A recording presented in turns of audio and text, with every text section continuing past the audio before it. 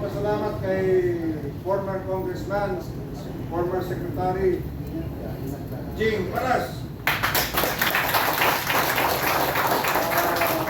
Pagkanyaya sa akin dito, hindi lang pagkanyaya, kundi kanyang inalok, ito ang kanyang lugar, ito ang kanyang tahanan, nandito ang kanyang puso.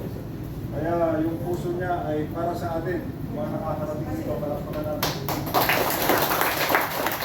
Ang kayo mga abogado, kaibigan ng mga klasiko, at kaibigan ko sa pagsisilbi sa ating bayan. Matagal na.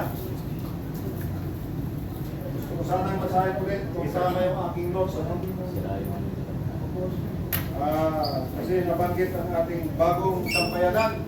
Yes, sir. Yan sila, sir. In 9 years, Masata Group, NCR. Ano ibig sabihin ng Masata? Mayor Sara Duterte Alayan. Hindi na ko naman mabibigay. Kasi akala ko President Sara kasi. Yun! Pasada dapat. Tama, tama.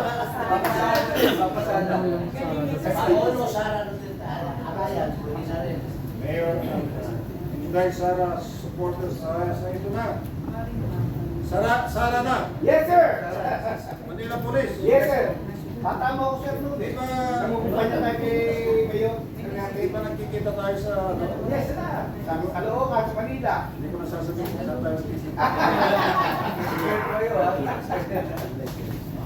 QC Anti-Crime Group. At okay. Yan, sila ko, sir. Alam ko na yun. Muslim Alliance, pati Green Hills. Okay. Assalamualaikum. Dito ko pinili. Pinili ang relo ko sa kasapatos ko. Mayroon pa isang group dito, Muslim Alliance of the Philippines. Alliance of the Philippines. Duterte Raiders. Lagi ko nakikita ko. Pag yung Meron silang event sa Cebu. Malaki. Oo. Ay, din tayo, sir. balita ko 1,100 ba na rin? Marami pa. Abdul siya also. Oh, may tennis community pala, bro. Sir. Ronald. Ronald is Sonia. Nakita na tayo dito sa kanya. Si Sonia, sir. MRRD, Urik. Yes, sir. Manila Police po, sir. Manila Police ka rin. Kasama ko si paring General Daos, nandiyan. President Professional Sporters. Doon sa likod. Sa likod, sir. Bangsamoro Lady Sport Peace. Yan, sir. Pero dito ba kayo based sa Taguig? Taguig. Taga-Taguig din ako. Taguig din ako. Pero taga-North ko Tabato ako. Nang 2 taon. Nag-brigade commander sa doon. Brigade commander sa Taguig doon. commander ako doon. 6 auto ko. Kilala mo ako. Kamay mo.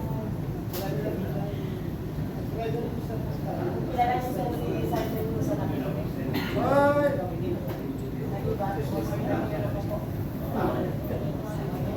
Asawa mo. Kaya lang, masama ang loob ko dahil nag-enjoy lang ako sa North Cotabato. Magaling ka po, sir. Tapos bigla akong lilipat pa naman sa Masilan. Akala ko, ipopromote na ako sa headquarters. Ganun pala, brigade commander na naman ako sa Masilan. Kung matatanda nyo yung Dos Palmas Kinari, Persado. Buong Mindanao, nandyan na ako. Kay Pulo, Pampanga, Masilan, Abusan. Marami na akong napuntahan doon at akala ko maiwanan ko ang puso ko doon. Hindi pala, dala-dala ko pa rin. North, Duterte pa rin. Oy! Ay, ito. Ano po? Original. Correct. Si Phil. Alam mo nung kumpanya na 2016, palagi ako doon sa bahay. Doon sa Nagigan. Saro, Bicolandia. Apat pala to. Apat sir kay Parating na ba? Attorney Manny Luna. Pasensya kayo, inuulit ko lang ha. Para Okay lang sir. sumakay pa sila ng train. O, Hindi sir, nagpadala ng message. wala pang train. Hindi pupunta natin sila doon. Pagtitipon din sila. Search! Multiplier! Sarge multiplier. Search! Ano ibig sabihin ng search? Force multiplier po, sir. Force multiplier. Volunteers. Mabuti pa kayo, multiply na multiply. Ay, oo. Akala ko, addition lang kami ng addition. Pareho na rin yun. MUP retired, yun daw. General Taos. Gusto kayo.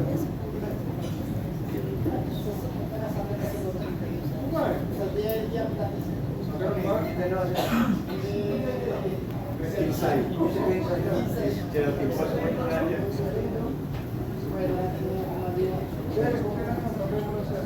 Nahiya lang yun. New York, USA. Yes sir, Patriotic Philippines. Tita Manji, Alian Kupon. Meron ba siya kasama dito? Nagpadala din sila sir ng message. Kilala mo nun, magaling na abogado. Colonel Talera. Sabi ng migrant.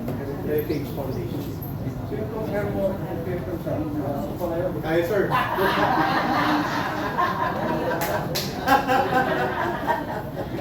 Isa lang, hindi sa dagat. Advocate. Kaya sir, si Attorney Arlen. Then, wala na nga to. Ano ba?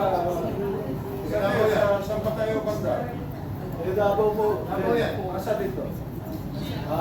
Pangkal. Bangkal. Maraming tutuna doon. Maraming may pigok pa ngayon? May pigik ba? Meron. Oo. Pamilya. Okay. Si Ellie Saludar, nandito ba siya? Sir, nandito na. Nandito kanina sir. Tagal mo na. Elisa. O mamaya, sulit, Duterte pa rin. SDS. Arlen sir. International group din yan sir. Kasi hanggang US or Europe. Yes, Army Correa. Combine, nandiyan ka na ba? Wala pa sir. Kanina. Dami dito, di ko ba bilang? So, isip ko na to. Sir. Galing. Sinito na to, hindi mo na ako binibigyan ng kopya kasi. Galing. Galing yung general mag-alip eh. Sa totoo lang, Talagang tatamaan ka. nung sinabihan ako na magbibit yung kampihan, talagang may tumama sa akin eh. Alam niyo kung bakit? Yung Kampilan Division, yun yung nasa Cotabato. 6th Division. Yung aking brigade noon, 6th Auto Brigade, Liberator, kasama doon isa sa mga brigade. Wow. Palakpakan natin. Kailangan makarating ako doon sa meeting nila. At ito ngayon, natutuwa ako at Ay, sir, taga-adong paglinaw. yes sir. Yes sir, Ado, paglinawan. Nag-Amerika din ito, pero mas gusto sa Pilipinas. Kaya lang, kung minsan naiwanan niya yung puso niya sa San Francisco eh. Pero inawi na niya. Dahil ang puso niya talaga ay para sa Pilipinas.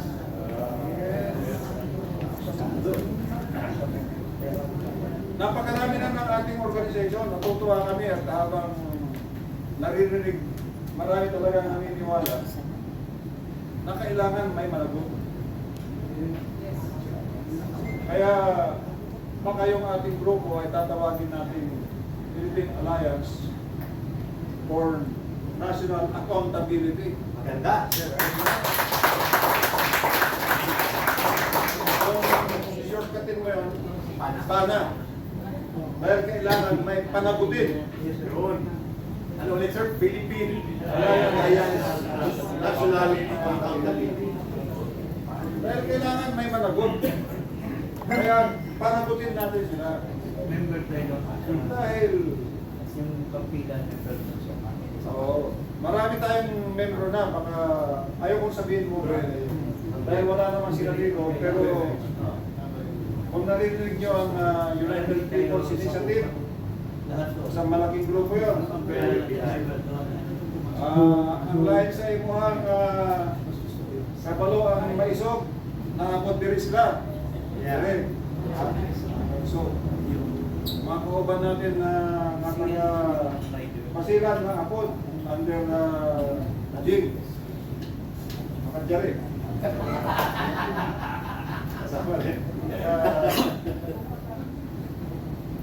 Si Mayor, Si Go. Bigo Usman. Bigo Usman. Mayor dito sa Davao eh. Oo, tama. Gusto din niya. Correct. Legal mayor Sa Davao kasi, may mayor for Muslim Friends. Tama. Alam ko yan dahil yung peace talks noon, bago magsimula yun, ako ang kumuha kay Brother Lord doon sa Maasin. Ako yung kumuha sa kanya.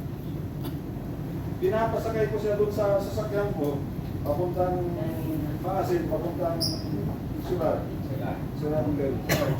Ayaw sumakay. Sabi ko, naloko na. Kasi pagkasama ko sa sasakyan, sigurado hindi ako maambos.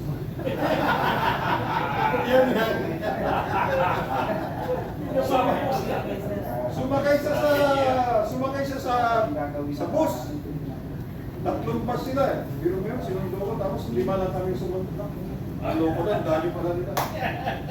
Kung ayaw niyang sumakay sa aking sasakyan, sumakay din ako sa bus.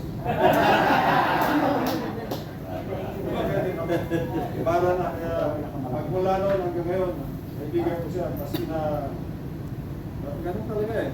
Marami akong taong namatay sa kasilat sa Buanga Ulo. Pero gusto lang natin naman na ilagay sa lugar lahat magkaroon ng katahimikan. At kung magpirma na tayo ng final peace agreement, sa Jakarta ginawa yun. Pero may symbolic na signing sa Malabang. Okay ba mo? Malabang, diba? Presidential security na ako ni FBR. Doon sila nagpirmahan. Natakot na naman ako. Kasi ito naman si FBR, kaya ko namang dalhin doon sa stage na nakasakay, naka-armor vehicle. Pero ano, ang ginawa niya naglakad, 1 kilometro linakad papuntang stage. Patay si Esperon. Pag may nangyari dito, wala na si Colonel Esperon. Pero ano naman pala, talagang napapanahon na para magpirmahan ng peace agreement. At sana, ay ako din pala yung ano, pwede pa ba magkwento ng wala pa naman patsit eh. Ano yan? Appetizer para Gracias. Marami akong ano sa kwento sa ano kasi nung mag-retire ako ng Chief of Staff, ginawa ako na ano, Presidential Advisor for Peace Process. Kami yung naglalaban din sa pikit at sa ano eh. Taas din pala. Baka hindi makipag-usap sa akin yan. Ganun pala, pag natapos kayo maglabanan na, kasi honorable warriors naman pala, pwede mag-usap. Hindi kaya ng NPA. Laging Tama yun, totoo. Walang sinceridad. pakiusapan, walang sincerity. Pero yung MNLF at saka MILF, maski na marami ako namatay sa tao ko, may mga namatay din sila, sorry. Pero nung matapos ang gera, pwede rin pala mag-usap. Meron silang honor ang gentleman's word. Kaya, magpipirma na sana kami kung matatanda ninyo yung Memorandum of Agreement on Ancestral Domain. Lumipad na kami sa Kuala Lumpur para magpirma. Paglabag namin, sinabihan kami, "Uy, Huwag nyo lang pirmahan, na-PRO kayo. Tandaan nyo lang. Na-PRO yung peace process. Kasi binabanan kami ng mga kontrabida. Hindi ko alam kung liberal party sila o... Sila Big Davis. Ayaw nila. Ayaw nila magkaroon ng agreement. Ayaw na matahimik. Sila Big Davis. Ganun pala yung sumunod na administrasyon. Medyo yan. Sumunod na administrasyon, hindi ko na sasabihin. Yun din pala ang paperman nila. Yun ang naging basihan ng MILF. Peace agreement. Yun din pala, gusto lang nila yung credit. Yung credit lang. Yung credit lang. Kailan pa, sana mas magilis sana. Sana ngayon, mas marami na tayong nagawa sa Mindanao. Diba? Anyway, sana ang Mindanao lalong gumanda. Sana mas maganda pa kaysa Luzon. Sana mas maganda pa sa SM Mall. Dahil sana mas maganda pa kaysa Green Hills. Pero tingnan mo ang Green Hills. Napakaganda ng negosyo din. Ayos, di ba? Oo. Mga Pilipino tayo naman eh. Pwede naman tayo mag-contribute sa bawat isa. Huwag lang may kalukuhan. At dahil sa kalukuhan na yan, tayo ngayon ay magkakasama. Nagdudusa. Dahil biro mo yung investment magaling sa labas, ayaw nang pumasok. Yun sana mga foreign assisted na projects, hindi matuloy-tuloy dahil yung counterpart ng gobyerno, dinala naman sa baha. Dinala sa ibang projects. Nakauwi sa anod. Naanod sa Yung sana magaganda nating hospital o malasakit program para maayos ang ating health system. Nadala na rin. Yung big health, pinakasan. Ewan ko ba? Mas alam ninyo sa akin kung ano nangyayari dahil pareho lang siguro tayo nararamdaman natin ang epekto ng lahat ng corruption na ito. Kaya, bata pa naman tayo. Ay, ipaglaban natin dahil kaya pa natin at ang importante, gagawin natin ito para sa ating mga anak at sa ating mga apo. Yes. Tama ba? Okay.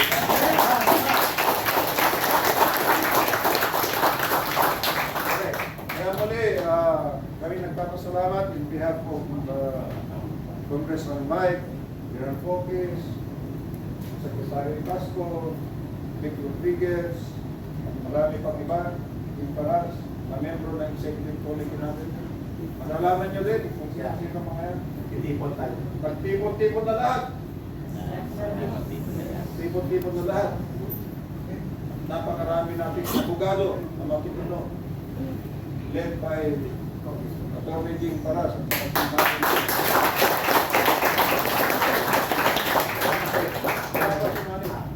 Napunta sa Bobon siya. Hindi lang abogado kasama natin dito. Retirees. Maniwala kayo, yung armed forces ay nakikinig ka. Yan. Ganda. Nakikinig lang yan. Pagdating ng ayaw. Nakikita pa rin ninyo kung nasa ng puso ng armed forces. Yun!